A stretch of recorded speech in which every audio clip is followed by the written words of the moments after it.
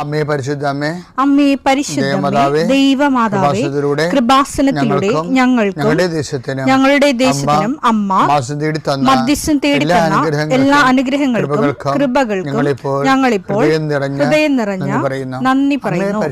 അമ്മേ പരിശുദ്ധമേ, ദൈവമാതാവേ, 2004 ഡിസംബർ 7 ഉച്ചകഴിഞ്ഞ് 2:30 കൃപാസനത്തിൽ സംഭവിച്ച അമ്മയുടെ പ്രത്യക്ഷപ്പെടലിനെ കുറിച്ച് തിരുസഭയ്ക്ക് സമർപ്പിച്ചിരിക്കുന്ന പഠനരേഖകളുടെ സഭാത്മകമായ പഠനം ആരംഭിക്കുവാൻ ഞങ്ങൾ പ്രാർത്ഥിക്കുന്നു. അമ്മേ പരിശുദ്ധമേ, ഭൂസ്വർലോകങ്ങളുടെ രാജ്ഞിയായ അങ്ങേയ്ക്ക് ഭൗമസംരക്ഷണത്തിനായി പ്രപഞ്ചപ്രകൃതിയെ തന്നെ തിരുസഭ പ്രതിഷ്ഠിക്കുവാൻ ഈ പ്രത്യക്ഷീകരണം വഴി ഇടയാക്കണമേ. പരിശുദ്ധമേ, ജപമാല മാതാവേ, സകല കൃപാസനം പ്രാർത്ഥനയോടും ചേർത്ത് ഞങ്ങളിപ്പോൾ പ്രാർത്ഥിക്കുന്ന ഈ കുടുംബത്തിന്റെ പ്രത്യേക നിയോഗം പറ മക്കളെ.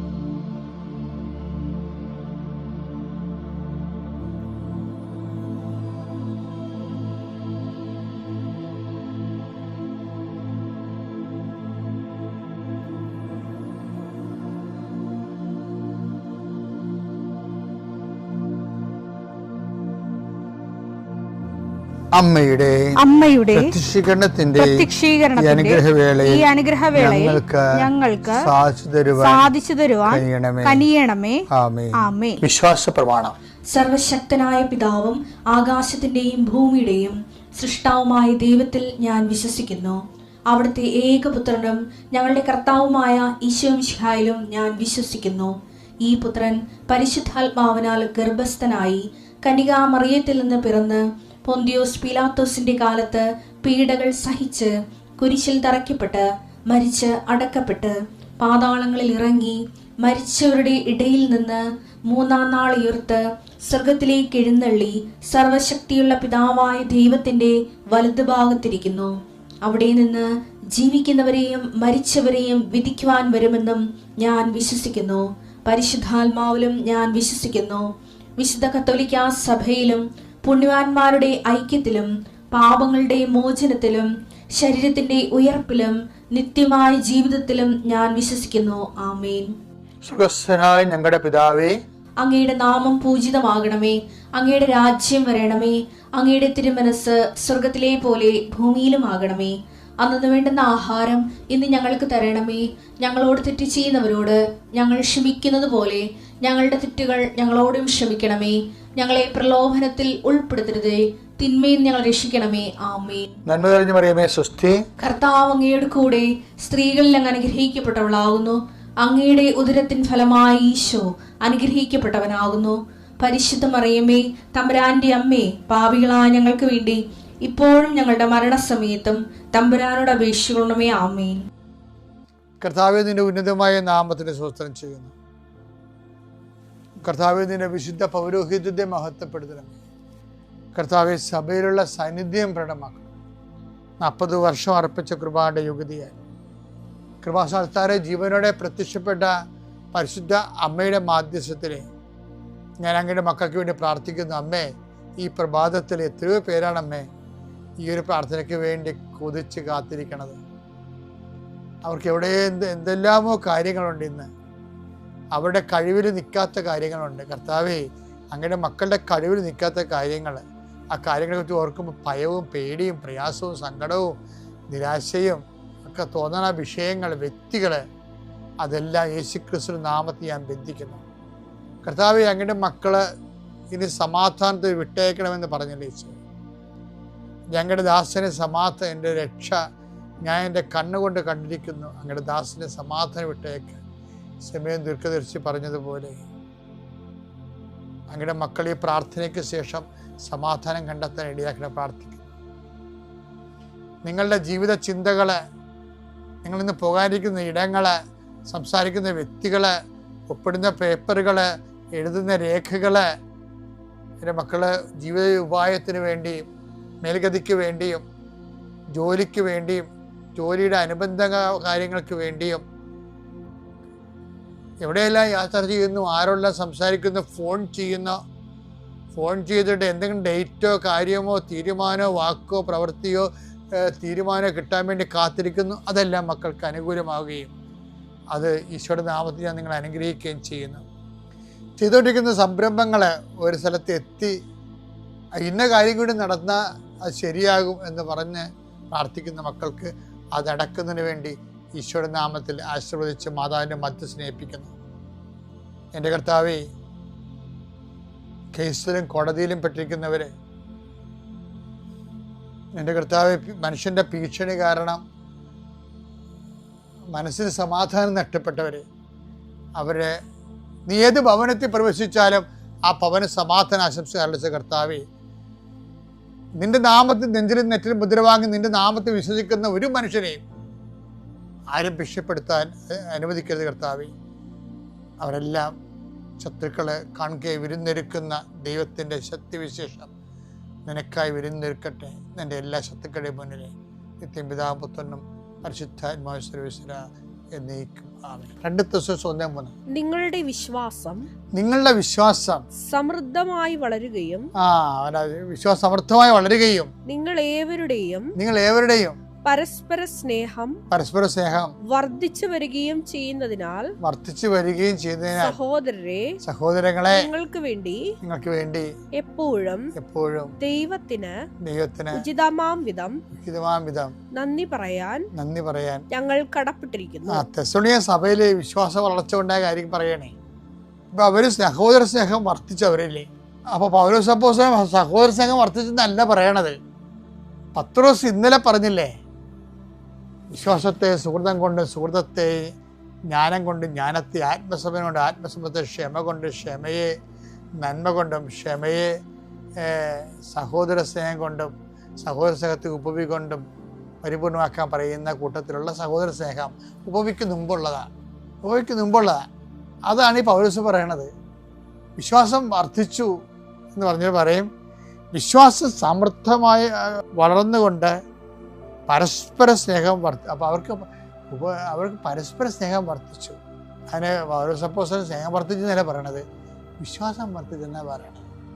അപ്പം വിശ്വാസ വർധനവ് എന്ന് പറയണത് എൻ്റെ സംസ്കരിക്കപ്പെട്ട സമൃദ്ധമായ രൂപങ്ങളിലൊന്നാണ് പരസ്പര സ്നേഹം എന്ന് പറയുന്നത്. പലരും പരസ്പര സ്നേഹം ഉണ്ടായിട്ട് അവസാനം തല്ലിയാണ് പിരിയണത്. ഒരു കാലത്ത് നഖവും മാംസം പോലെ ഒരേ പാത്രത്തിൽ ഊണ് കഴിച്ചെന്നൊക്കെ പറഞ്ഞിട്ട് അവസാനം കോടതിയിൽ പോയി നിരങ്ങണം കണ്ടിട്ടില്ലേ. അതായത് എന്ത് സ്നേഹമായാലും ഈ മനുഷ്യന്മാർക്കൊക്കെ ഭയങ്കര അപൂർണതയാണ്. കാര്യം നമ്മൾ കുറച്ച് കഴിയുമ്പോൾ അസസ് ചെയ്യും. ഞാൻ ആശുപത്രിയിൽ പോയി നിന്നായിരുന്നല്ല, പക്ഷേ ഞാൻ രോഗിയായിരുന്നപ്പോൾ അവർ വന്ന് തിരിഞ്ഞു നോക്കിയില്ലല്ല, അവരൊന്ന് കൂട്ടുകാരോട് പിക്കിങ്ങിന് പോയില്ലേ, പിന്നെ പോയമാരോട്ട് നമ്മൾ എന്ത് നോക്കാനാണെന്നൊക്കെ പറഞ്ഞ് എപ്പോഴായാലും ഓരോരുത്തർക്കും ഓരോരോ സാഹചര്യമാണ്. എല്ലാം മനഃപൂർവ്വം ചെയ്യണമായിരിക്കത്തില്ല. അപ്പം എന്താ ചെയ്തപ്പോൾ അങ്ങനെ പോയതാണ്. പിന്നെ അതിൻ്റെ പേരിൽ നമ്മൾ ഗുണവും ദോഷവും പറയാൻ പോയാൽ ആരെയും സഹിക്കാൻ പറ്റത്തില്ല. അപ്പം അങ്ങനെയൊക്കെ വിശ്വാസത്തിൻ്റെ പേരിലാണ് നമ്മൾ അതൊക്കെ എടുക്കുന്നത്. കാര്യം എന്താണ്? അപ്പം റിട്ടേൺസ് നമ്മൾ അധികം പ്രതീക്ഷിക്കത്തില്ല. പരസ്പര സ്നേഹമുണ്ട്, പക്ഷേ തിരിച്ച് നമ്മൾ ഒത്തിരി പ്രതീക്ഷിക്കാത്തപ്പോഴാണ് ബൈബിൾ അതിനെ സ്നേഹമെന്ന് വിളിക്കുന്നത്. അല്ലാത്തൊക്കെ ചുമ്മാ നീക്കുപോക്കും അഡ്ജസ്റ്റ്മെൻറ്റും അല്ലേ. ദൈവനാമത്തിന് മഹത്വം ഉണ്ടായിരിക്കട്ടെ. പരിശുദ്ധമ്മ മാതാവിൻ്റെ മാധ്യസ്ഥം വഴി ഈശോ എനിക്ക് സാധിച്ചു തന്ന എല്ലാ അനുഗ്രഹങ്ങൾക്കും കൃപകൾക്കും കോടാനുകൂടി നന്ദി അർപ്പിക്കുന്നു. 2ാമത്തെ തവണയാണ് ഞാൻ ഇവിടെ സാക്ഷ്യം പറയാനായി നിൽക്കുന്നത്. എൻ്റെ പേര് സിനി എന്നാണ്. ഇതെൻ്റെ സഹോദരി ചിഞ്ചു, അതെൻ്റെ അമ്മ ജയ, ഇതെൻ്റെ മൂത്ത മകൾ ആൻ മരിയ, ഇതെൻ്റെ ഇളയ മകൾ ഏഞ്ചൽ മരിയ, അനിയത്തിയുടെ മൂത്ത മകൻ ആൽഫിൻ, ഇളയ മകൻ ആഷിൻ. ആദ്യമായി എനിക്ക് പറയാനുള്ളത്, എനിക്ക് വീട് വയ്ക്കാൻ വേണ്ടി ഒരു 3 സെൻറ്റ് സ്ഥലം വാങ്ങിയിട്ടുണ്ടായിരുന്നു. ഞങ്ങൾക്ക് കുടുംബത്തിൽ നിന്ന് കിട്ടിയ വസ്തു വീട് വയ്ക്കാൻ പറ്റുന്നതല്ല, ഒരു കാട് ഏരിയ അങ്ങനത്തതായിരുന്നു. അപ്പോൾ 3 സെൻറ്റ് സ്ഥലം വാങ്ങിയത് ഒരു വാല് പോലെ നീളമുള്ള ഒരു വസ്തുവായിരുന്നു. അങ്ങനെ ഒരു 5 സെൻറ്റ് സ്ഥലം വേണമെന്ന് ആഗ്രഹിച്ചിട്ടുണ്ടായിരുന്നു. ഞാൻ അതിനു മുമ്പ് ഒരു കാര്യം പറയാൻ വിട്ടുപോയി.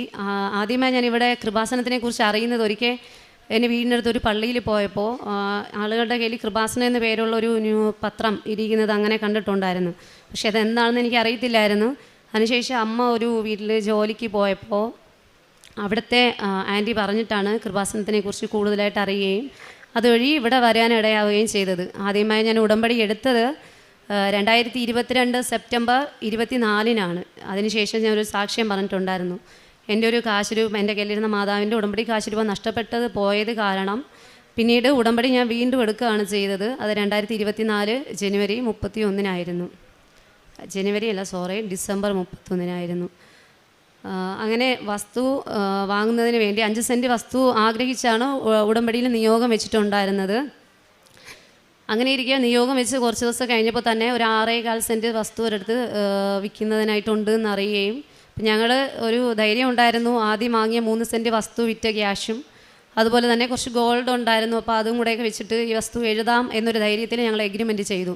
പക്ഷേ എഗ്രിമെൻറ്റ് കാലാവധി ആവുന്നതിന് 1 മാസം മുമ്പ് ഇത് പ്രമാണം ഇപ്പോൾ എഴുതിയാലേ പറ്റത്തുള്ളൂ, ഓണർക്ക് അത്യാവശ്യമായി ഗൾഫിൽ എന്തോ ജോലി ശരിയായി പോകണം എന്ന് അവർ പറയുകയും ഞങ്ങളുടെ കയ്യിൽ ഉണ്ടായിരുന്ന ഗോൾഡ് മറ്റ് 2 പേർക്കായി പണയം വയ്ക്കുന്നതിന് കൊടുക്കുകയും ചെയ്തിരുന്നതിനാൽ ഞങ്ങൾക്ക് പ്രമാണം എഴുതാൻ പറ്റാത്തൊരവസ്ഥ വന്നു. അപ്പോൾ ആകെ ഞങ്ങൾ സങ്കടത്തിലായി.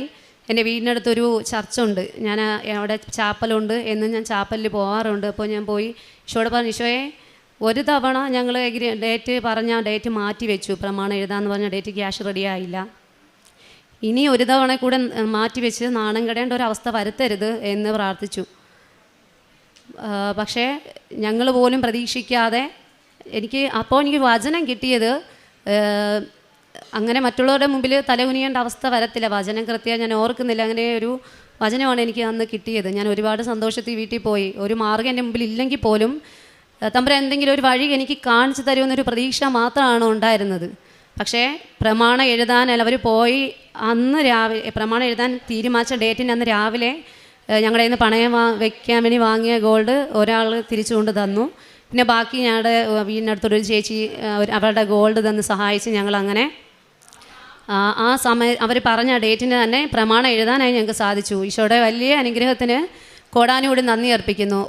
2 ആഴ്ചയ്ക്കുള്ളിൽ തന്നെ ആ ചേച്ചിയുടെ കയ്യിൽ നിന്ന് വാങ്ങിയ ഗോൾഡ് തിരിച്ചു കൊടുക്കാനുള്ള കൃപയും ഈശോ ഞങ്ങൾക്ക് തന്ന് അനുഗ്രഹിച്ചു. ഇനി എനിക്ക് പറയാനുള്ളത് ലൈറ്റ് ക്യാൻഡിൽ പ്രെയർ റിക്വസ്റ്റും അതുപോലെ ഉടമ്പടി വസ്തുക്കളുടെ ഉപയോഗവും കൊണ്ട് ഞങ്ങൾക്ക് കിട്ടിയ കുറച്ച് രോഗസൗഖ്യങ്ങളാണ്.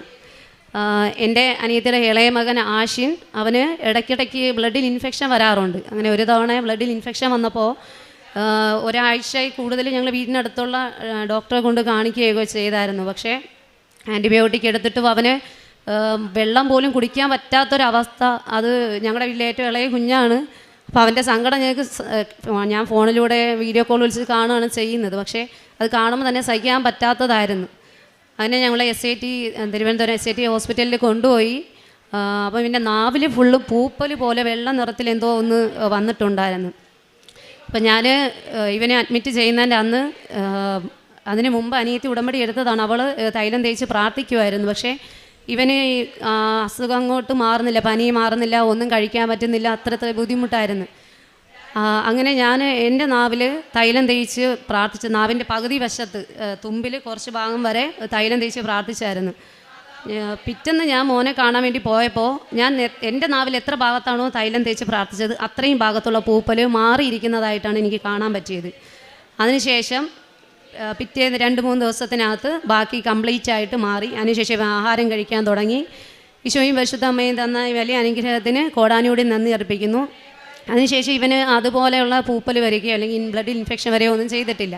പിന്നെ അനിയത്തിൻ്റെ മൂത്ത മകൻ ആഷിനും ആൽഫിൻ അവനെ ഇടയ്ക്കിടയ്ക്ക് അവന് ബ്ലഡിൽ ഇൻഫെക്ഷൻ വരാറുണ്ട്. ഒരു മാസത്തിൽ ഒരു തവണയെങ്കിലും ബ്ലഡിൽ ഇൻഫെക്ഷൻ വന്നിട്ട് പനിയൊക്കെ ആയിട്ട് അങ്ങനെ കഴിയാറുണ്ടായിരുന്നു. ഞങ്ങൾ അവന് ഉടമ്പടി തൈലവും ഉപ്പും തേനും ഒക്കെ കൊടുക്കുമായിരുന്നു. ഇപ്പോൾ അവന് ഒത്തിരി നാളുകൊണ്ട് ബ്ലഡിൽ ഇൻഫെക്ഷൻ അങ്ങനെ വരാറില്ല. ഇത് എൻ്റെ മൂത്ത മകൾ ആൻമരിയാണ്. മോക്ക് കഴുത്തിൽ നിന്ന് കയ്യിലെ വിരലിലേക്ക് വരുന്ന വിധത്തിൽ കയ്യിലൊരു വേദന. അവൾ ഒത്തിരി ദിവസം അങ്ങനെ വേദന പറയുമായിരുന്നു. അപ്പം ബാഗ് തൂക്കേണ്ടതാവും എന്നാണ് ആദ്യം കരുതിയത്. ഓർത്തോ ഡോക്ടറെ കാണിച്ചു. ഡോക്ടർ പറഞ്ഞത് ഞരമ്പ് ഈ കഴുത്തിൻ്റെ പുറകിലെ കശേരുക്കൾക്കിടയിൽ ഇടുങ്ങിയിട്ടുണ്ട്, അതിൻ്റെ ഒരു ലക്ഷണങ്ങളാണ് ഉള്ളത്. അതുകൊണ്ട് ഒരു എക്സ്റേ എടുക്കണം, എക്സ്റേ എടുത്തിട്ട് നമുക്ക് എന്താണെന്ന് പറയാൻ പറ്റത്തുള്ളൂ എന്ന് പറഞ്ഞു. അങ്ങനെ ഞങ്ങൾ എക്സ്റേ എടുക്കാൻ പോയപ്പോഴത്തേക്കും എൻ്റെ കയ്യിൽ വീട്ടിനടുത്തുള്ള ഗ്രോട്ടോയിൽ നിന്ന് കിട്ടിയ കുറച്ച് പത്രം ഉണ്ടായിരുന്നു. ഞാൻ ആ പത്രം കൊണ്ട് മോളെയും കൊണ്ട് പോയി ആദ്യം പത്രം അത്രയും ഞങ്ങളുടെ വീടിനടുത്ത് അവിടെ മെഡിക്കൽ കോളേജ് ഹോസ്പിറ്റലിൽ കൊടുത്തു. അതിനുശേഷമാണ് മോളെയും കൊണ്ട് ഞാൻ എക്സ്റേ എടുക്കാൻ വേണ്ടി പോയത്. ഉടമ്പടി ഉപ്പ് ഞാൻ എക്സ്റേ എടുക്കാൻ കയറുന്നതിന് മുമ്പ് പുറത്തിട്ട് പ്രാർത്ഥിച്ചായിരുന്നു. മോളുടെ കഴുത്തിൽ തൈലം തേച്ച് പ്രാർത്ഥിച്ചിട്ടായിരുന്നു കയറിയത്.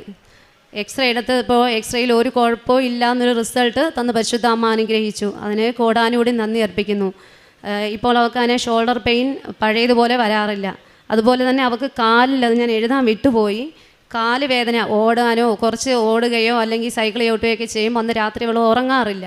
രാത്രിയിൽ നിലവിളിയാണ്. അപ്പോൾ അത് എനിക്ക് ഒരുപാട് സങ്കടമായിരുന്നു. കാരണം ഇവളുടെ കരച്ചിൽ കാണുമ്പോൾ ഒന്നും ചെയ്യാൻ പറ്റാതെ നിസ്സഹായതയോടെ നോക്കിയിരിക്കാൻ എനിക്ക് പറ്റിയിട്ടുള്ളൂ.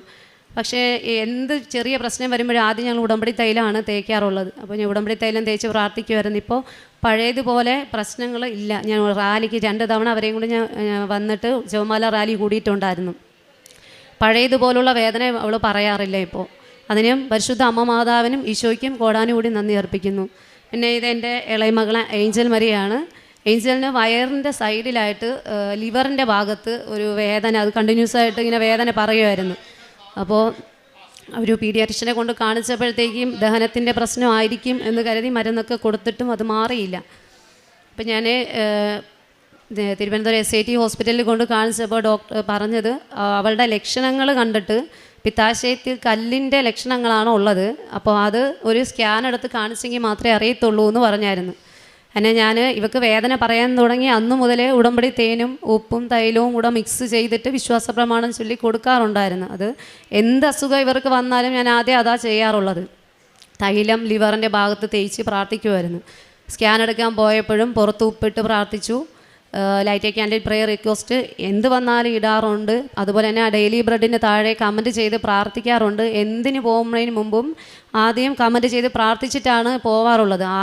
ആരുടെ ആവശ്യങ്ങൾ പറഞ്ഞാലും എല്ലാവർക്കും വേണ്ടി എന്നോട് പറയുന്നവർക്ക് ഞാൻ ലൈറ്റ് ക്യാൻഡിൽ പ്രെയർ റിക്വസ്റ്റും അതുപോലെ തന്നെ ഉടമ്പടി ലൈവിൻ്റെ അടിയിൽ കമൻറ്റ് ചെയ്ത് പ്രാർത്ഥിക്കും. പിന്നെ ഡെയിലി ബ്രെഡിൽ കമൻറ്റ് ചെയ്ത് പ്രാർത്ഥിക്കാറുണ്ട്. അങ്ങനെ ചെയ്തിട്ടാണ് ഞാൻ മോളെയും കൊണ്ട് സ്കാനിങ്ങിന് പോയത്. സ്കാൻ റിസൾട്ട് കിട്ടിയപ്പോൾ ഡോക്ടർ പറഞ്ഞത് ലിവറിൽ മുമ്പ് എപ്പോഴോ വന്ന ഇൻഫെക്ഷൻ്റെ എന്തോ ഭാഗമായിട്ട് പ്രശ്നം ഉണ്ടായിരുന്നത് ക്യൂർ ആയിരിക്കുന്നതായിട്ട് റിസൾട്ടാണ് എനിക്ക് കിട്ടിയത്. പിന്നെ അവൾക്ക് വേദന ഉള്ളത് ലിംഫ് നോഡ് വീർത്തതാണ്, വേറെ പ്രശ്നമില്ല, അത് ആൻറ്റിബയോട്ടിക് എടുക്കുമ്പോൾ മാറും എന്ന് പറഞ്ഞു. അപ്പോൾ എൻ്റെ കുഞ്ഞിനെ പിത്താശയക്കല്ല് പ്രതീക്ഷിച്ച് ആകെ പേടിച്ച് പോയ ആ ഒരു അവസ്ഥയിൽ നിന്ന് വേറെ കുഴപ്പങ്ങളൊന്നും ഇല്ലാതെ സംരക്ഷിച്ച ഈശോയുടെയും പരിശുദ്ധ അമ്മമാതാവിൻ്റെയും കൃപയ്ക്ക് കൊടാനുകൂടി നന്ദി അർപ്പിക്കുന്നു. ഇനി എനിക്ക് പറയാനുള്ളത് എൻ്റെ അമ്മയുടെ കാര്യമാണ്. അമ്മയെ ഉടമ്പടി എടുത്തിട്ടുള്ളതാണ്. അമ്മയാണ് ഇവിടെ നിന്ന് ആദ്യമായിട്ട് ഉടമ്പടി എടുത്തത്. അമ്മ കഴിഞ്ഞ 2025 ജൂണിൽ നമ്മുടെ ജോലി ഒരു വീട്ടിലൊരു കുഞ്ഞാവയെ നോക്കാൻ വേണ്ടിയിട്ട് ജോലി ചെയ്യുമായിരുന്നു. ജോലി പോയിട്ട് വീട്ടിൽ വന്നപ്പോൾ അമ്മയ്ക്ക് പനിയൊക്കെ ആയി. സാധാരണ അമ്മ അങ്ങനെ ഒരിടത്ത് ഇരിക്കുന്ന സ്വഭാവമൊന്നുമില്ല, എപ്പോഴും എന്തെങ്കിലും ജോലി ചെയ്തുകൊണ്ട് നടക്കുകയാണ് ചെയ്യുന്നത്. പക്ഷേ എൻ്റെ അമ്മ ആദ്യമായിട്ട് കണ്ടിന്യൂസ് ആയിട്ട് കിടക്കുന്നത് ഞാൻ കണ്ടത് അപ്പോഴാണ്. അങ്ങനെ ആകെ സങ്കടമായിരുന്നു. അമ്മ എണീച്ച് നടക്കുന്നത് കാണണമെന്നാണ് ആഗ്രഹിച്ചിരുന്നത്. ഒരുപാട് അമ്മയ്ക്ക് എന്നും രാവിലെയും വൈകിട്ടും ഉടമ്പടി തൈലവും ഉപ്പും തേനും മിക്സ് ചെയ്ത് വിശ്വാസ പ്രമാണം ചൊല്ലി കൊടുക്കാറുണ്ടായിരുന്നു. അങ്ങനെ അമ്മയ്ക്ക് ഏതാണ്ട് 1.5 ആഴ്ച കൊണ്ട് പെട്ടെന്ന് അസുഖങ്ങൾ മാറി. അമ്മ പിന്നെ പതിയെ എണീച്ച് ജോലിയൊക്കെ ചെയ്യാൻ തുടങ്ങി.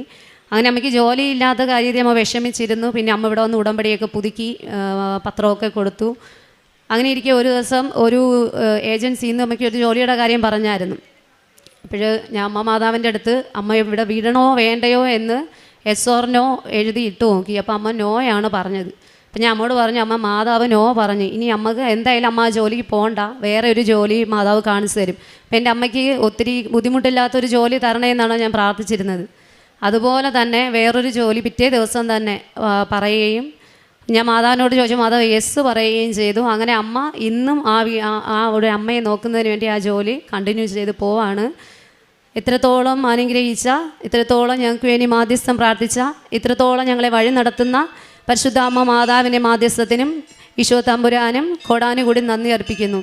പിന്നെ ഞങ്ങൾ കാരുണ്യ പ്രവൃത്തിയായിട്ട് ചെയ്തുകൊണ്ടിരുന്ന ഞങ്ങളെ വീട്ടിനടുത്തൊരു വൃദ്ധസദനം ഉണ്ടായിരുന്നു. എന്നെക്കൊണ്ട് പറ്റുന്ന അവസരങ്ങളിൽ അവർക്ക് സ്നാക്സ് ആയിട്ട് അങ്ങനെയൊക്കെ വാങ്ങിക്കൊടുക്കുകയും പിന്നെ എൻ്റെ മുമ്പിൽ വരുന്നവർക്ക് എന്നെക്കൊണ്ട് പറ്റുന്ന വിധത്തിൽ സഹായം ചെയ്യുകയും മറ്റുള്ളവർക്ക് എൻ്റെ കുറച്ച് ഫ്രണ്ട്സ് അവരുടെ വിഷമങ്ങളൊക്കെ പറഞ്ഞ് ഈശോനെക്കുറിച്ചും പരിശുദ്ധ അമ്മേനെക്കുറിച്ചും അവരുടെ പ്രതിസന്ധി കാലഘട്ടത്തിൽ പറഞ്ഞു കൊടുത്ത് അവർക്ക് ഒരുപാട് ആശ്വാസം ഉണ്ടായി. അവരുടെ സൂയിസൈഡിനെ കുറിച്ച് ചിന്തിച്ചിരുന്ന ഒരവസരത്തിൽ പോലും അവർ അതിൽ നിന്നൊക്കെ അവർ മോചനം കിട്ടി, ഒരുപാട് ആശ്വാസം കിട്ടി എന്നൊക്കെ പറഞ്ഞു കേട്ടിട്ടുണ്ട്. ഇത്രത്തോളം നല്ല വാക്കുകൾ മറ്റുള്ളവരോട് പറയാൻ വേണ്ടി എനിക്ക് എങ്ങനെ പറ്റിയെന്ന് എനിക്ക് അറിഞ്ഞുകൂടാ. പക്ഷേ ഇത്രത്തോളം സഹായിച്ച പരിശുദ്ധ അമ്മ മാതാവിന് കോടാനുകൂടി നന്ദി അർപ്പിക്കുന്നു. അതുപോലെ ഒരു സങ്കടം വരുമ്പോൾ മാതാവിൻ്റെ കാശുരൂപം കയ്യിലെടുക്കുമ്പോൾ എന്തെന്നില്ലാത്തൊരു സമാധാനം കിട്ടും. ആത്മീയ ജീവിതം എന്ന് പറയാൻ എന്നും രാവിലെ കുർബാനയ്ക്ക് പോകാൻ എനിക്ക് പറ്റുമായിരുന്നു. പിന്നെ അതുപോലെ തന്നെ എനിക്ക് പെട്ടെന്ന് ദേഷ്യം വരുന്നൊരു സ്വഭാവം ഉണ്ടായിരുന്നു. ഇപ്പം പഴയ പോലെ വലിയ ദേഷ്യം വരാറില്ല. അതുപോലെ തന്നെ എന്നെക്കൊണ്ട് പറ്റുന്ന വിധത്തിലെല്ലാം ഉടമ്പടി നിബന്ധനകൾ കുറച്ച് വീഴ്ചകൾ വന്നിട്ടുണ്ട്. എന്നാൽ പോലും പറ്റുന്ന വിധത്തിലെല്ലാം ഉടമ്പടി നിബന്ധനകൾ പാലിക്കാൻ ശ്രദ്ധിച്ചിട്ടുണ്ട്. പിന്നെ സങ്കടം വരുമ്പോൾ ഓടിച്ചെന്ന് ബൈബിൾ തുറക്കുമ്പോൾ അതിനെനിക്കൊരു ആശ്വാസം വചനത്തിലൂടെ കിട്ടിയിട്ടുണ്ട്. പിന്നെ ഒരു തവണ മാതാവിൻ്റെ മുല്ലപ്പൂ മണമായിട്ടും അതുപോലെ തന്നെ ഇടയ്ക്ക് മാതാവിൻ്റെ രൂപം സ്വപ്നത്തിൽ മാതാവിൻ്റെ രൂപമായിട്ട് കാണാനും ഉള്ള ഭാഗ്യം എനിക്ക് കിട്ടിയിട്ടുണ്ട്. ഇത്രയും സാക്ഷ്യം പറയാൻ പറ്റുമെന്ന് പ്രതീക്ഷിച്ചല്ല, ആകെ വറച്ചിട്ടാണ് ഇവിടെ നിന്നത്. എന്നാൽ ഇത്രയും സഹായിച്ച പരിശുദ്ധ അമ്മ മാതാവിനും ഈശോയ്ക്കും കോടാനുകൂടി നന്ദി അർപ്പിച്ചുകൊണ്ട് എൻ്റെ സാക്ഷ്യം ദൈവമഹത്വത്തിൽ. ഞാൻ വരുന്നത് പൂഞ്ഞാറിൽ നിന്നാണ്.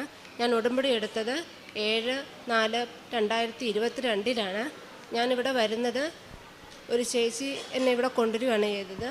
വരാൻ ഒരുപാട് ഞാൻ ആഗ്രഹിച്ചുകൊണ്ട് വന്നതാണ്. എപ്പോഴും മാതാവിനെ സ്വപ്നം കാണുമായിരുന്നു. പക്ഷെ എനിക്കിവിടെ വരാൻ പറ്റാത്തൊരു സാഹചര്യത്തിലായിരുന്നു. അപ്പോൾ തൊട്ടടുത്തൊരു ചേച്ചി പുറത്തുനിന്ന് വന്നു. അപ്പോൾ ആ ചേച്ചി മോളും കൂടി പോരാൻ വേണ്ടിയാണ് ഇരുന്നത്. പക്ഷേ ആ മോക്ക് വരാൻ പറ്റാത്ത സാഹചര്യം വന്നപ്പോൾ എന്നോട് ചോദിച്ചു വരാമോ എന്ന്. അങ്ങനെയാണ് ഞാനിവിടെ വന്നപ്പോൾ ഉടമ്പടി എടുക്കണമെന്നൊന്നും ഉദ്ദേശത്തോടെയല്ല വന്നത്. അതിനെപ്പറ്റി എനിക്ക് അത്ര അറിവില്ലായിരുന്നു. ഇവിടെ വന്ന് ഉടമ്പടി എടുക്കണമെന്ന് പറഞ്ഞപ്പോൾ ഞാൻ ഉടമ്പടി എടുത്തു. പക്ഷേ ഇതൊക്കെ എനിക്ക് പറ്റുമോ എന്നൊന്നും എനിക്ക് അറിയത്തില്ലായിരുന്നു. പക്ഷേ ഉടമ്പടി എടുത്ത് ഇവിടുന്ന് പോകുമ്പോൾ എനിക്കിത് ചെയ്യാൻ പറ്റുമെന്നൊരു വിശ്വാസം എനിക്കുണ്ടായിരുന്നു. ഇവിടുന്ന് ഞാൻ എല്ലാ കാര്യങ്ങളും കൃത്യമായിട്ട് ചെയ്തു. പിന്നെ എപ്പോഴും മക്കളില്ലാതെ ഇരുന്നപ്പോൾ എല്ലാവരും കുത്തുവാക്കുകൾ കൊണ്ട് വേദനിപ്പിക്കുമായിരുന്നു. അപ്പോഴൊക്കെ മാതാവിനോട് പറയുമായിരുന്നു, എന്തുകൊണ്ടാണ് എനിക്ക് മാത്രം ഇങ്ങനെ ഒരു ഭാഗ്യം തരാതിരുന്നത് എന്ന്.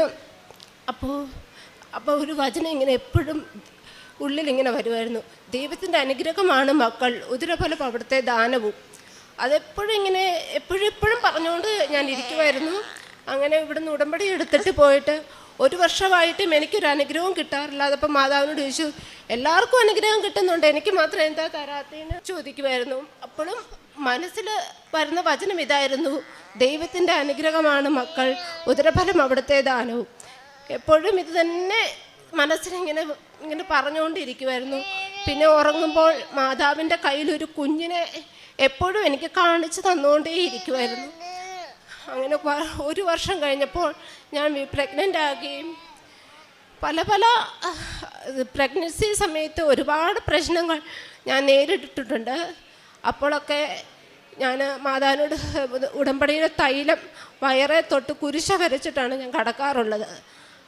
ആ സമയത്തൊക്കെ പല പ്രശ്നങ്ങളിൽ കൂടെ കടന്നു പോകുമായിരുന്നു ഞാൻ. അന്നേരമൊക്കെ ഈ പ്രാർത്ഥനകൾ ചൊല്ലി തന്നെയാണ് പൊയ്ക്കൊണ്ടിരുന്നത്. അവസാന സമയം, അതായത് 8ാം മാസത്തിൽ ഡോക്ടറിന് പെട്ടെന്ന് എനിക്ക് ഫ്ലൂയിഡ് താന്നു പോവുകയും പെട്ടെന്ന് ഡോക്ടർ പറഞ്ഞു, ഇത് ചിലപ്പം ഓപ്പറേഷൻ ചെയ്യേണ്ടി വരുമെന്ന് പറഞ്ഞു. അപ്പം ഞാൻ ഉടമ്പടി തൈലമെടുത്ത് വയറെ തൂക്കുകയും പ്രാർത്ഥിച്ച് അവിടെ കിടക്കുകയും ചെയ്യും. അപ്പോൾ ഡോക്ടർ എന്നോട് വന്നിട്ട് പറഞ്ഞു, നമുക്ക് നോക്കിയിട്ട് ഒരാഴ്ച കഴിഞ്ഞിട്ട് നമുക്ക് ഇതേ കണ്ടീഷനാണെങ്കിൽ നമുക്ക് ഓപ്പറേഷൻ ചെയ്ത് കുഞ്ഞിനെ പുറത്തെടുക്കേണ്ടി വരുമെന്ന് പറഞ്ഞു. അപ്പോഴൊക്കെ ഈ പ്രാർത്ഥനകളും ചൊല്ലി ഞാൻ ഉടമ്പടിയുടെ തൈലം വയറെ തൂത്തുകൊണ്ടിരുന്നു. ഒരാഴ്ച കഴിഞ്ഞ് അന്ന് ക്രിസ്മസ് ആയിരുന്നു. ക്രിസ്മസിന് ഡോക്ടർ എന്നോട് പറഞ്ഞു, ഫ്ലൂയിഡ് അതേപോലെ കണ്ടീഷനിൽ തന്നെ നിൽക്കുവാണ്, നീ വീട്ടിൽ പോയി വരിക, ഒന്നരാടം ദിവസം സ്കാനിങ് ഉണ്ടെന്ന് പറഞ്ഞു. തിരിച്ച് ഞാൻ ക്രിസ്മസിൻ്റെ അന്ന് വീട്ടിൽ ഉച്ചയായപ്പം വന്നു, പ്രാർത്ഥിച്ചു. പിറ്റേ 2 ദിവസം കഴിഞ്ഞിട്ട് ഞാൻ സ്കാനിങ്ങിന് ചെന്നപ്പോൾ ഡോക്ടർ പറഞ്ഞു ഫ്ലൂയിഡ് കയറി വരുന്നുണ്ട്, കുഴപ്പമൊന്നുമില്ല, കുഞ്ഞ് ഹെൽത്തിയായിട്ടിരിക്കുന്നു എന്നും പറഞ്ഞു. അത് കേട്ടപ്പോൾ സന്തോഷമായി. കറക്റ്റ് ഡെലിവറി സമയത്ത് തന്നെ, ഡേറ്റ് തന്ന സമയത്ത് തന്നെ എനിക്കൊരു ആൺകുഞ്ഞിനെ തന്ന് ദൈവം അനുഗ്രഹിച്ചു. അതുപോലെ തന്നെ ആങ്ങളയുടെ കല്യാണം വൈകുമായിരുന്നു. ഒരുപാട് ആലോചനകൾ വരികയും ഞങ്ങൾ തേടിയിട്ടൊന്നും നടക്കാതെ വരികയും ചെയ്തു. അപ്പോൾ ഞാൻ അന്നേരം ചേട്ടായോട് പറയായിരുന്നു മാതാവിനെ മുറുകെ പിടിച്ചോളാൻ. അന്നേരവും നമ്മളിങ്ങനെ പ്രാർത്ഥിച്ചുകൊണ്ടിരിക്കും, മറ്റുള്ളവർ കുത്തുവാക്കുകൾ പറഞ്ഞുകൊണ്ടിരിക്കും. അങ്ങനെ 2 വർഷത്തിന് ശേഷം ഒരു പെൺകുട്ടിയെ ഇഷ്ടപ്പെടുകയും അവരുടെ വീട്ടുകാരുമായിട്ട് കല്യാണം ഉറപ്പിക്കുകയും ഈ കഴിഞ്ഞ ഫെബ്രുവരി 5-ാം തീയതി അവരുടെ കല്യാണം നല്ലതുപോലെ മംഗളമായി നടക്കുകയും ചെയ്തു. മാതാവിന് ഒരുപാട് അനുഗ്രഹം പറഞ്ഞുകൊണ്ട് നിർത്തും. 39 ഇന്ന് കറക്റ്റ് 39 വയസ്സിലേക്ക് ചേട്ടായി കയറിയിരിക്കുകയാണ്. എല്ലാവിധ അനുഗ്രഹങ്ങളും അവരുടെ ജീവിതത്തിലുണ്ടാകട്ടെ എന്ന് പ്രാർത്ഥിക്കുന്നു. ഞാൻ പത്രമൊക്കെ എല്ലായിടത്തും വിതരണം ചെയ്യുമായിരുന്നു. അതുപോലെ തന്നെ കൈക്രൈസ്തവരായിട്ടുള്ള ആൾക്കാരാണ് എന്നോട് കൂടുതലും വന്നിട്ട് മാതാവിനെ പറ്റിയൊക്കെ ചോദിക്കുമായിരുന്നു. ഞാൻ ഉടമ്പടി എടുത്തിട്ട് ചെന്നതിന് ശേഷം എന്നോട് ചോദിക്കുമായിരുന്നു, എന്താണ് ഉടമ്പടിയൊക്കെ, എങ്ങനെയാണ് എടുക്കേണ്ടത്, ഞങ്ങൾക്കൊരു കാശുരൂപം തരാവോ എന്നൊക്കെ ചോദിക്കും. അത് അവർക്ക് ഞാൻ കൊടുത്തുകൊണ്ടിരിക്കുന്ന വിശ്വാസപ്രമാണം ചൊല്ലിയ ശേഷമാണ് അവർക്കൊരു പത്രമായാലും എൻ്റെ കയ്യിലിരിക്കുന്ന കാശുരൂപം ആയാലും കൊടുത്തുകൊണ്ടിരുന്നത്. അതുപോലെ തന്നെ ഒരു കൊച്ച് എൻ്റെ വീട്ടിലുണ്ടായ ഹൈവസ്ഥരാണ്. അവരെൻ്റെ വീട്ടിൽ ഒരു കൊച്ചിനെ കൊണ്ട് വരുമായിരുന്നു. അപ്പോൾ ഞാൻ പ്രഗ്നൻ്റ് ആയപ്പോൾ ആ കൊച്ചെൻ്റെ അടുത്ത് എപ്പോഴും ഉണ്ടായിരുന്നു. ആ കൊച്ചിനൊരു അസുഖം ഉണ്ടായിരുന്നു. അപ്പോൾ ഞാൻ അവരോട് ചോദിച്ചു, ഞാൻ ഈ തൈലം പൂശുന്നതുകൊണ്ട് എന്തെങ്കിലും നിങ്ങൾക്ക് ബുദ്ധിമുട്ടുണ്ടെങ്കിൽ പറയണമെന്ന് പറഞ്ഞു. അപ്പോൾ അവർ പറഞ്ഞു കുഴപ്പമില്ല, ചെയ്തോളാൻ പറഞ്ഞു. ഞാൻ വിശ്വാസപ്രമാണം ചൊല്ലി തൈലം ആ കൊച്ചിൻ്റെ നെറ്റി പൂശി ചെയ്തു. 2 ദിവസം കഴിഞ്ഞപ്പോൾ ഡോക്ടർ പറഞ്ഞു കൊച്ചിന് കുഴപ്പമില്ല, മരുന്ന് കഴിച്ചാൽ മതി, മാറുമെന്ന് പറഞ്ഞു. ആ കൊച്ചിനൊരു കുഴപ്പമില്ല. അതുപോലെ തന്നെ ഒത്തിരി പേര് ഇവിടെ വരുമ്പം ഞങ്ങൾക്ക് വേണ്ടി പ്രാർത്ഥിക്കണം, അല്ലെ ഒരു കാശ് രൂപ എങ്ങനെയാണ് ഉടമ്പടി എടുക്കേണ്ടത് എന്നൊക്കെ ചോദിക്കാറുണ്ട്. അതൊക്കെ പറഞ്ഞു കൊടുക്കാറുണ്ട്. പത്രമൊക്കെ ഉണ്ടെങ്കിൽ തരുമോ, അല്ലെ കാശ് രൂപ ഉണ്ടെങ്കിൽ തരുമോ എന്ന് ചോദിക്കുന്നവരുണ്ട്. അവർക്കൊക്കെ അത് കൊടുക്കാറുണ്ട്. പക്ഷേ പ്രാർത്ഥിച്ചിട്ട് മാത്രമായിരിക്കും കൊടുക്കുക എന്നുള്ളതാണ്.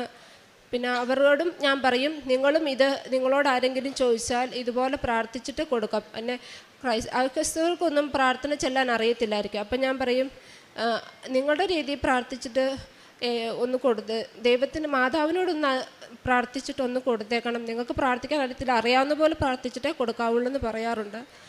അത് അവർക്ക് അനുഗ്രഹം കിട്ടി എന്ന് പറയുമ്പോൾ കേൾക്കുമ്പോൾ നമുക്കൊരു സന്തോഷമാണ് ഉള്ളിൽ. അത് എല്ലാവർക്കും അതുപോലെ അനുഗ്രഹം കിട്ടട്ടെ എന്ന് പ്രാർത്ഥിക്കുന്നു. എനിക്ക് ഈ 2 അനുഗ്രഹങ്ങൾ തന്ന മാതാവിനും ഈശോയ്ക്കും ഒരുപാട് നന്ദി പറഞ്ഞുകൊണ്ട് നിർത്തുന്നു. മാതാവിനും തിരുക്കുമാരനും ആദ്യമായി ഞാൻ കോടാനുകൂടി നന്ദി പറയുന്നു. ഈ ആൾത്താരയിൽ കയറി സാക്ഷ്യം പറയാൻ എന്നെ അനുവദിച്ചതിന് നന്ദി പറയുന്നു. എൻ്റെ പേര് റീജ ബേബി. പത്തനംതിട്ട ജില്ലയിൽ കൂടൽ എന്ന സ്ഥലത്തു നിന്നാണ് വരുന്നത്. ഞാൻ ആദ്യമായി ഉടമ്പടി എടുത്തത് 4/11/2024 അന്ന് മുതൽ തന്നെ ഞാൻ മാതാവിൻ്റെ കാശ് രൂപം ധരിച്ചാണ്, പ്രാർത്ഥിച്ചുകൊണ്ടാണ് ഞാൻ എല്ലാ യാത്രയിലും പോവാറുള്ളത്. കഴിഞ്ഞ ഡിസംബർ മാസം മൂത്ത മകളുടെ സ്കൂളിലെ മീറ്റിങ്ങിന് പോകാൻ ഇറങ്ങവേ എൻ്റെ സ്കൂട്ടറിൽ ഒരു കാർ വന്ന് തട്ടുകയുണ്ടായി. അപ്പോൾ ഞാൻ റോഡിലേക്ക് നല്ല രീതിയിൽ ഹെൽമറ്റ് വരെ തെറിച്ചു പോയി. ഞാൻ അത്രയും ആ ഒരു വേഗതയിൽ ഞാൻ റോഡിലോട്ട് തെറിച്ച് വീഴുകയുണ്ടായി. അപ്പോൾ എന്നെ എന്താ പറയേണ്ടതെന്ന് എനിക്കറിയില്ല. അത്രയും കണ്ടു നിന്നവരെല്ലാം സത്യം പറഞ്ഞാൽ പേടിച്ചു പോയി. പുനലൂർ മൂവാറ്റുപുഴ റോഡാണ്. അത് പറയുമ്പോൾ നമുക്കറിയാം എത്രത്തോളം തിരക്കുള്ള ഒരു റോഡാണെന്ന്. അപ്പം ഞാൻ റോഡിലോട്ട് തന്നെയാണ് തെറിച്ച് വീണത്. അപ്പം എല്ലാവരും പെട്ടെന്ന് പ്രതീക്ഷിക്കുന്നതിനപ്പുറം എല്ലാവരും ഓടിക്കൂടുകയും എല്ലാം ചെയ്തു. അപ്പോൾ അമ്മ മാതാവും തിരുക്കുമാരനും എൻ്റെ കൂടെ ഉണ്ടെന്ന് എനിക്ക് ആ നിമിഷം മനസ്സിലായി. കാരണം വെച്ചാൽ ചെറിയ നിസാര പരുക്കുകളോടുകൂടെ എന്നെ അമ്മ മാതാവും തിരുക്കുമാരനും അവരുടെ ഉള്ളം കയ്യിൽ എന്നെ സംരക്ഷിച്ചു. ഞാൻ എൻ്റെ അമ്മ മാതാവിനും തിരുക്കുമാരനും ഇപ്പോൾ അതിന് നന്ദി പറയുന്നു.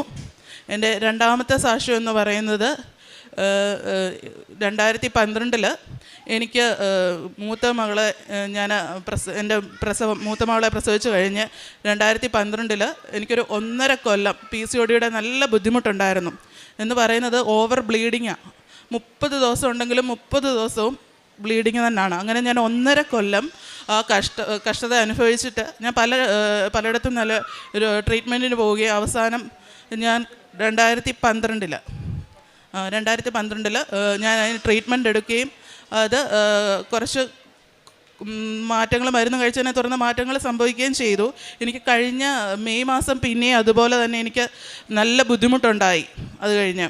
അപ്പോൾ ഞാൻ ഇവിടെ വന്ന് മാതാവിനോട് പ്രാർത്ഥിക്കുകയും അന്ന് ശുശ്രൂഷയിലായിരുന്ന അച്ഛൻ്റെ കൈവപ്പ് വഴി ആ നിമിഷം തന്നെ എനിക്കൊരു എന്താ പറയുന്ന ഒരു കൈവപ്പ് വഴി നല്ലൊരു രോഗസൗഖ്യം എനിക്ക് നൽകി അനുഗ്രഹിച്ചതിന് അമ്മ മാതാവിനും തിരുക്കുമാരനും ഞാൻ കോടാനുകോടി നന്ദി പറയുന്നു.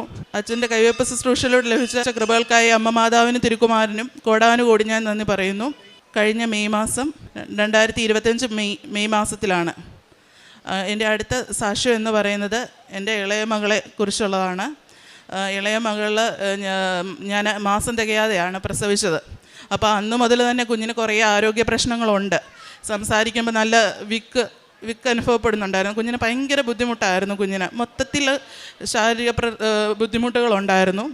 ഞാൻ ഇവിടുന്ന് വന്ന് ഉടമ്പടി എടുത്ത പിന്നെ വ്യഞ്ചരിച്ച വസ്തുക്കൾ കുഞ്ഞിന് പ്രത്യേകിച്ച് ഉപ്പും എണ്ണയെല്ലാം കൊടുത്ത് കുഞ്ഞിന് ഡെയിലി എല്ലാ ദിവസവും ഞാൻ കുഞ്ഞിനത് കൊടുക്കുകയും സത്യം പറഞ്ഞാൽ ഞാൻ അറിഞ്ഞിട്ട് പോലും ഇല്ല കുഞ്ഞിന് എപ്പോഴാണ് സത്യം പറഞ്ഞാൽ മാറ്റം സംഭവിച്ചതെന്ന് പോലും ഞാൻ ശ്രദ്ധിച്ചിട്ടില്ല. സത്യം പറഞ്ഞാൽ തുടക്കമൊന്നും ഞാൻ അറിഞ്ഞിട്ട് പോലും ഇല്ല. ഇപ്പോൾ കുറേ ദിവസങ്ങൾ മുന്നോട്ട് പോയി കഴിഞ്ഞാണ് ഞാനൊരു കുഞ്ഞിന് ഇത്രത്തോളം മാറ്റം ഉണ്ടായെന്ന് എൻ്റെ ശ്രദ്ധ വരിക. ഇപ്പം ഒട്ടും ബുദ്ധിമുട്ടില്ലെന്ന് തന്നെ പറയാം. കുഞ്ഞിന് നല്ല രീതിയിൽ സംസാരിക്കാൻ സാധിക്കുന്നുണ്ട്.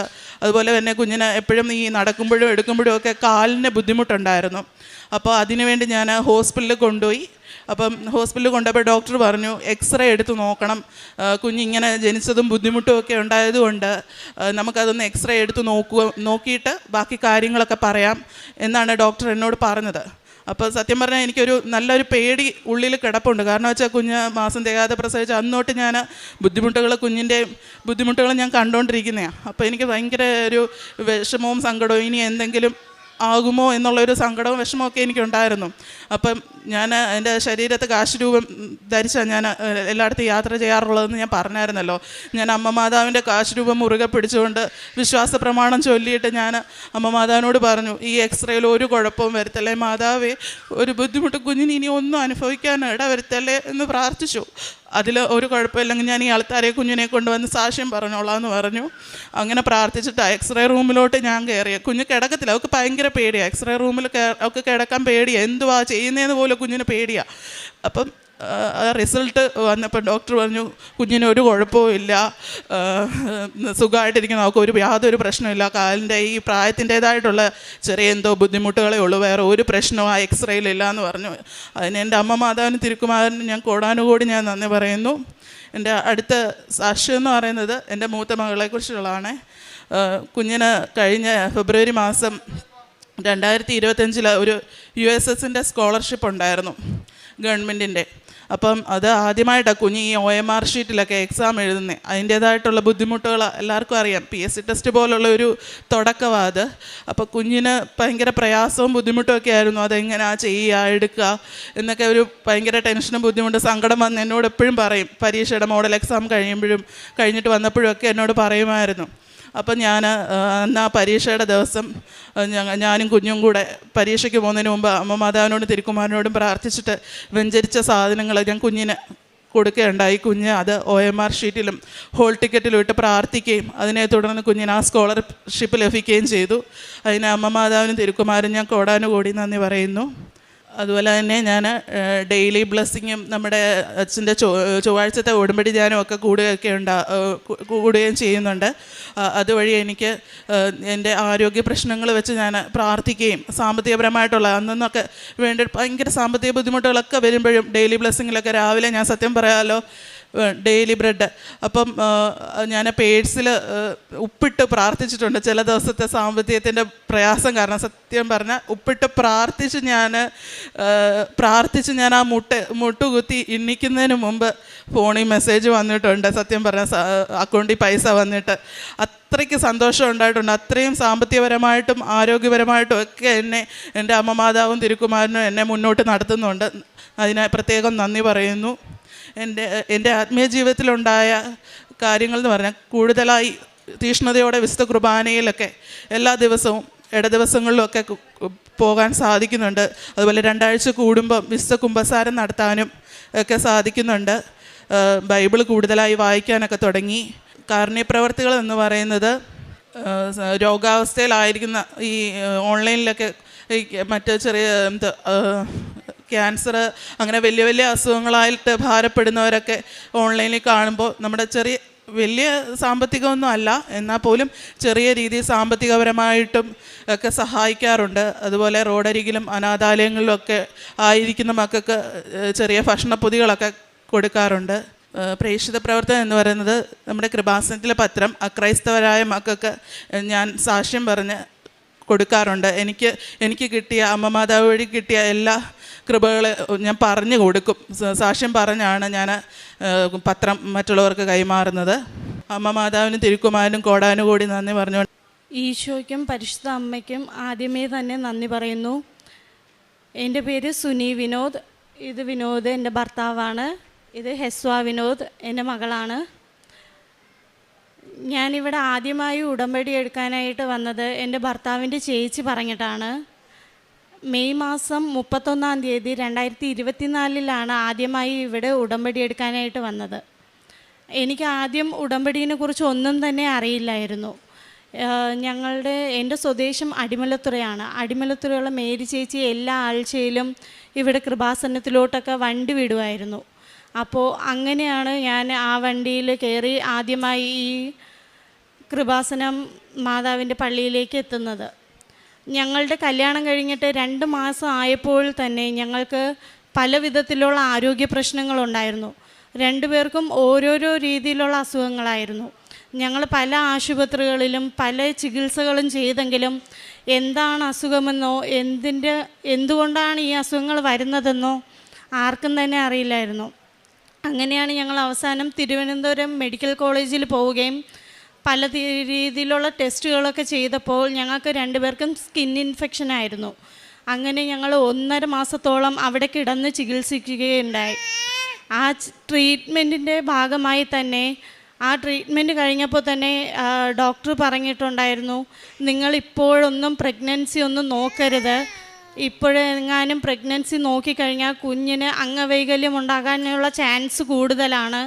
അതുകൊണ്ട് ഇപ്പോഴൊന്നും നിങ്ങൾ പ്രഗ്നൻ്റ് ആവുന്നതിനെക്കുറിച്ച് ചിന്തിക്കുകയേ ചെയ്യരുതെന്ന് പറഞ്ഞിട്ടുണ്ടായിരുന്നു. ആ ട്രീറ്റ്മെൻറ്റിൻ്റെ ഇടയ്ക്ക് തന്നെ എനിക്ക് ECG എടുക്കുകയും അതിൽ ചെറിയൊരു വേരിയേഷൻ ഉണ്ടെന്ന് പറയുകയും ചെയ്തു.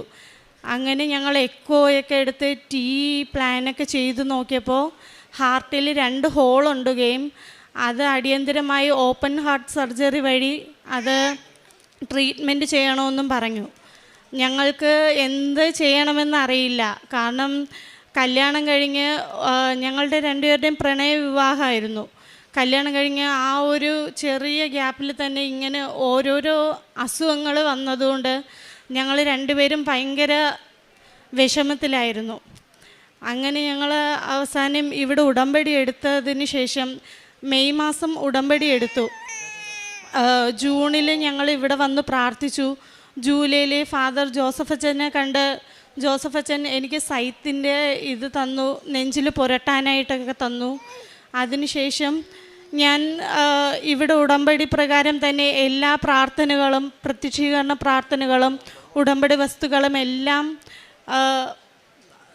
ഉപയോഗിക്കുന്നുണ്ടായിരുന്നു. അതിനിടയിൽ തന്നെ എന്നോട് ഡോക്ടർ പറഞ്ഞതാണ്, ഈ സർജറി കഴിഞ്ഞാൽ ഓപ്പൺ ഹാർട്ട് സർജറി കഴിഞ്ഞാലും ഇനിയും 2-3 വർഷം കഴിഞ്ഞിട്ട് മാത്രമേ ഇനി പ്രഗ്നൻസിനെ കുറിച്ച് ചിന്തിക്കാവൂ എന്ന്. അപ്പോൾ ഡെർമറ്റോളജി ഡോക്ടറും കാർഡിയോളജി ഡോക്ടറും ഒരേ കാര്യം പറഞ്ഞതുകൊണ്ട് തന്നെ ഞങ്ങൾക്ക് ഭയങ്കര വിഷമമായിരുന്നു. എനിക്ക് എത്രയും പെട്ടെന്ന് ഒരു കുഞ്ഞ് വേണമെന്നുള്ള ആ ഒരു ആഗ്രഹം ഉണ്ടായിരുന്നു. ഒക്ടോബർ മാസം എനിക്ക് സർജറിക്ക് വേണ്ടിയിട്ട് അപ്പോയിൻമെൻറ്റ് തരികയും ഞങ്ങൾ അതിനായിട്ടുള്ള എല്ലാ ട്രീറ്റ്മെൻറ്റും കാര്യങ്ങളും ചെയ്തു. എന്നിരുന്നാലും ഞങ്ങളുടെ 2 പേരുടെ ആഗ്രഹം ഒരു കുഞ്ഞ് വേണമെന്നുള്ളത് തന്നെയായിരുന്നു. അങ്ങനെ തൈറോയിഡിൻ്റെ PCODൻ്റെ പ്രശ്നമുള്ളതുകൊണ്ട് എനിക്ക് എപ്പോഴും പീരീഡ്സ് സ്കിപ്പായാണ് വരുന്നത്.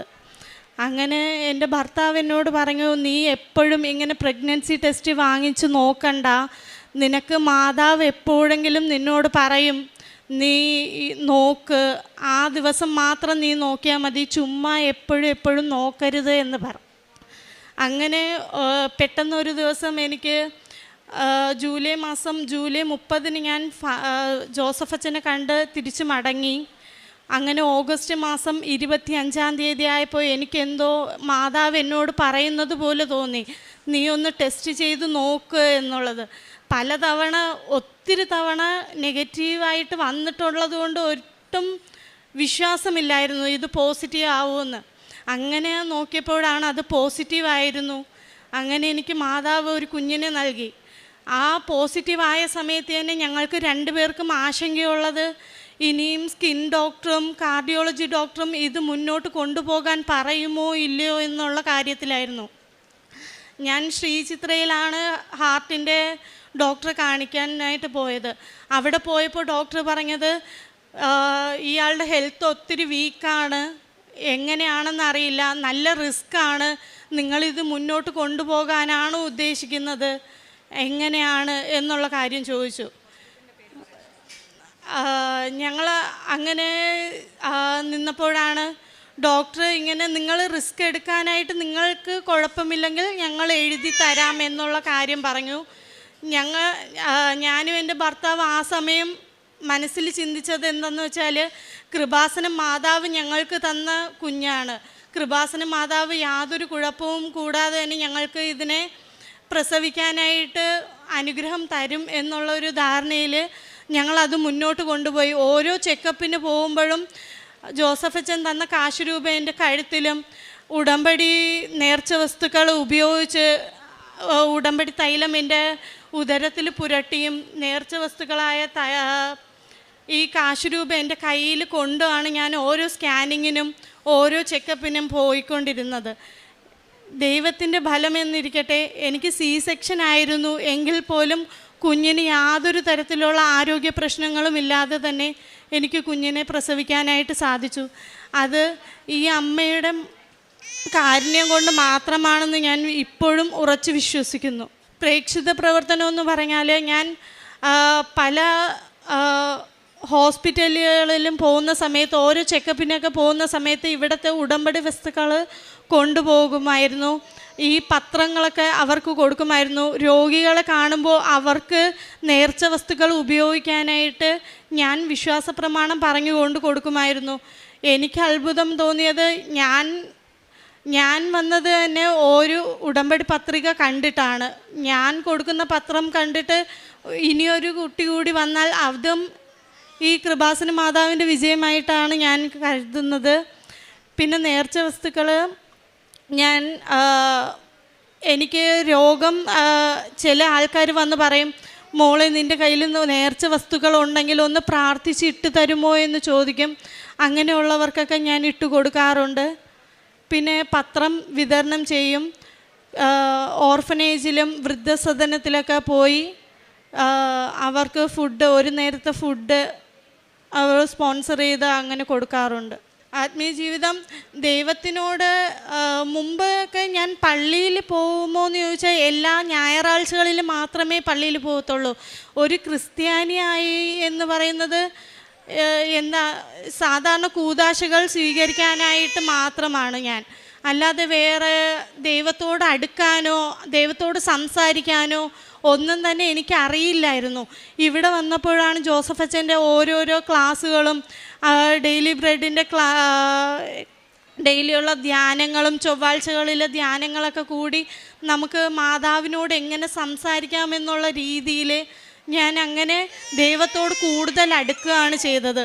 അതെനിക്ക് ഈ ഉടമ്പടി എടുത്തത് കൊണ്ട് മാത്രം എനിക്ക് കൈവന്ന ഒരു ഭാഗ്യമായി ഞാൻ കരുതുന്നു. ഞങ്ങളെ അമ്മയുടെ പ്രത്യക്ഷീകരണത്തിൻ്റെ സാക്ഷികളാക്കി ഉയർത്തിയ പരിശുദ്ധമ്മ മാതാവിനും ഈശോയ്ക്കും 1000 നന്ദി. എൻ്റെ പേര് അന്ന കൊച്ചുമലയിൽ.